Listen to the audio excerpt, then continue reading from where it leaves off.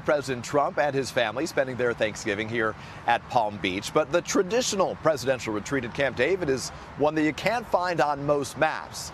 Of course, this president prefers the glitz and glamour of his Mar-a-Lago property, but he has joined all of his predecessors since World War II in at some point heading to Camp David to avoid the cameras, Congress, and the press.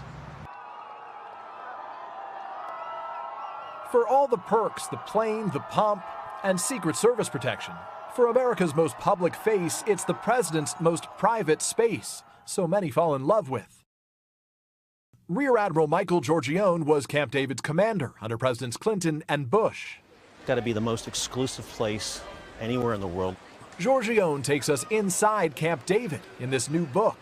If you can believe this, Peter, it's just like you and I. They have their likes and dislikes. They like sports, they like TV, they like puzzles, they like to be left alone. And camp is the place where they should do that. It was Ike who named it after his grandson David.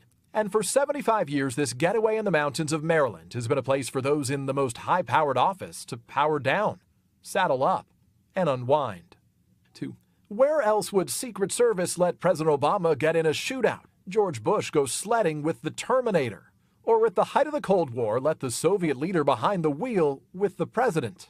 President Nixon welcomed Leonid Brezhnev. Gave him a Lincoln. Gave him a Lincoln. So Brezhnev driving, Nixon in the passenger seat, no agent. They almost wrecked at the bottom of the hill. Later, Presidents Clinton and Obama both taught their daughters to drive there. They have Golf Cart 1. Golf Cart 1. That's it. Is it like Caddyshack? Is that like the most souped up golf cart you've ever seen? In fact, you talk about overdoing it. It was so polished that the president almost slipped on the floorboard one day getting in. You were there for some of Clinton? Some of Bush? And Georgione's first day on the job, he got an unexpected guest. We find out the president's coming that night. So immediate, oh boy, I had to usher my family, my wife and 2 daughters, go down to the Super 8. I'll check in with you later, but I'm into the game now. It's a place so peaceful. The Mideast Summit meeting officially gets underway today at Camp David. 3 presidents have tried to make Mideast peace here. We pledged to each other we would answer no questions. They're very rustic, single-story cabins. Very nice amenities, but not plush, not gold, not brass. Doesn't sound very Trump-like. Probably not. Before visiting, President Trump said you'd like it. You know how long you'd like it? For about 30 minutes. But after spending Father's Day there with his family, he called Camp David a very special place. I know the camp was eager, worried, excited to host the president.